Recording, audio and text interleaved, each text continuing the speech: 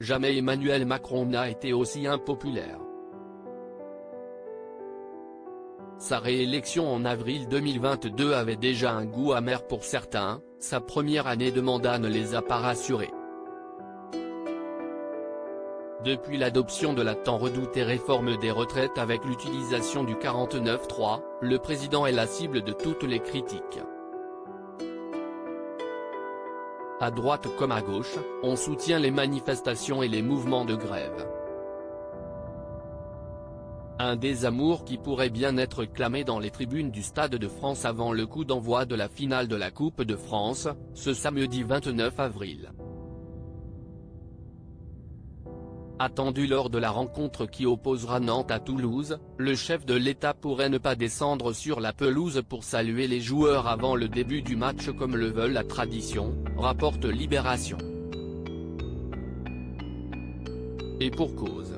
L'intersyndicale de Seine-Saint-Denis a prévu de distribuer 30 000 cartons rouges et 10 000 sifflets de 17h à 20h devant les sorties du métro ligne 13 et des RER B et D. Les supporters sont invités à brandir les cartons avec l'inscription non à la retraite à 64 ans et à siffler à la 49e minute, en référence au 49.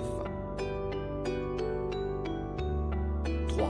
Supérieur à Emmanuel Macron marqué par l'exercice du pouvoir, son évolution physique depuis 2017. Emmanuel Macron soutenu par Olivier Véran, Elisabeth Borne et Gérald Darmanin, et ce alors que les sifflets sont interdits dans les stades pour ne pas perturber l'arbitrage, rappelle à nos confrères une source policière parmi les 3000 policiers et gendarmes mobilisés pour l'occasion.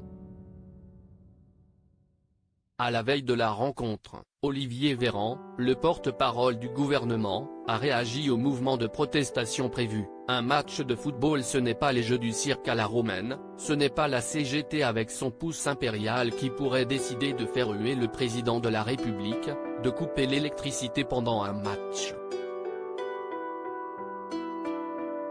De son côté, la première ministre Elisabeth Borne a déclaré lors d'une visite dans les Yvelines « J'appelle chacun à la responsabilité pour que ce soit une belle fête du sport, pour nous permettre de profiter pleinement de ce match ».